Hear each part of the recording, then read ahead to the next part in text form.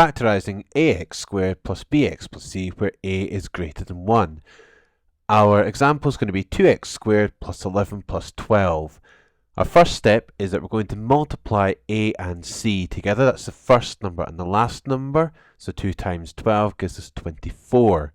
We're then going to find factors of 24 that add to give 11. That's add because the last sign in there is a plus. Now we've got 1 times 24, 2 times 12, 3 times 8. We stop here because 3 plus 8 equals 11.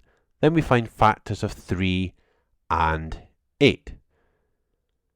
So factors of 3 is 1 times 3. Factors of 8 is 1 times 8, 2 times 4. Our next step is we need to find factors of 3 and a factor of 8 that multiply together to give a, which is 2. So we want 1 times 2 basically. So that's going to be the 2 from the factor of 8 and 1 from the factor of 3. So we've got that selected. So we put those in front of our x's in the first part of our bracket. So our bracket's going to be 2x and 1x, although we wouldn't normally write the 1 in front of the x. So the second number that we've circled, we're going to put in the opposite bracket. So where we've got 1 in front of the x, we're going to take our 3. So there's our 1, there's our 3. We're going to put it in the opposite bracket. And our 2, that's paired with the 4, we're going to put in the opposite bracket. A plus on the second sign says both signs are the same, and the first sign is a plus, so they're both going to be plus. Our second example is 3x squared plus 11x minus 20. Again, we multiply a and c together, which is 3 times 20, which is going to give us 60.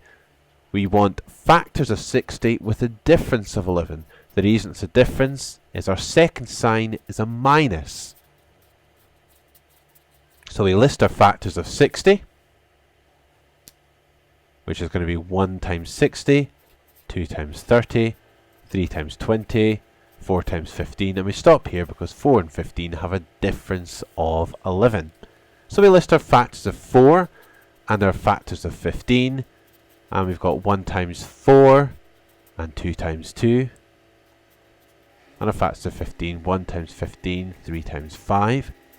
What we want is one number from the factors of 15 and one number from the factors of 4 that's going to multiply together to give us 3. So we're looking for a 3 and a 1.